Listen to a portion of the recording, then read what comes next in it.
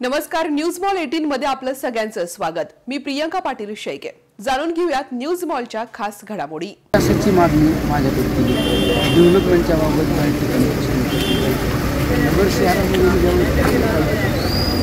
नगर शहरवासियांनी माझ्याशी एकच विचार करतो की आम्हाला संरक्षण करायचं आणि भूमीचा जो नारा मुक्त नगर हा ठिकाणी मला सांगितलं संरक्षण पाहिजे। त्याचं हे उदाहरण ज्वलंत उदाहरण पाहणं गुंडागिरी म्हणजे जे लोक आम्हाला काही आपल्या कालखंडामध्ये बदनाम करण्याचा प्रयत्न केला जमी काही लोक हॉस्पिटलमध्ये ॲडमिट करून आम्हाला किंवा आमच्या कार्यकर्त्यांना बदनाम करायचा प्रयत्न केला पण सत्य हे झाकत नाही।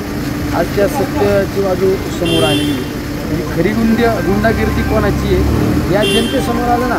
एका नगरसेवकाचा जो एका प्रभागाचं 10-20 हजार लोकांचं नेतृत्व करतो त्या प्रभागातल्या नगरसेवकाला त्याच्या कार्यालयात जाऊन मारहाण होती म्हणजे हे किती दहशतीचं वातावरण आहे ना या नगर शहरामध्ये।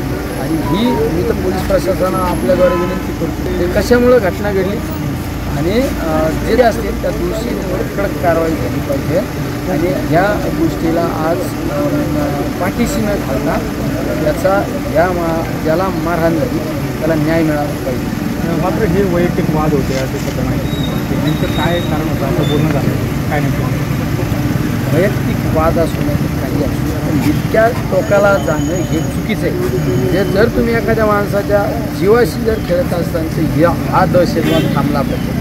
त्यामुळे माझे तमाम नगरवासियांना विनंती हे पहा नगरमध्ये जे चित्र अनेक दिवसापासून आपण पाहतो दहशतीचं त्याचं हे मुख्यमंत्री उदाहरण आहे ना।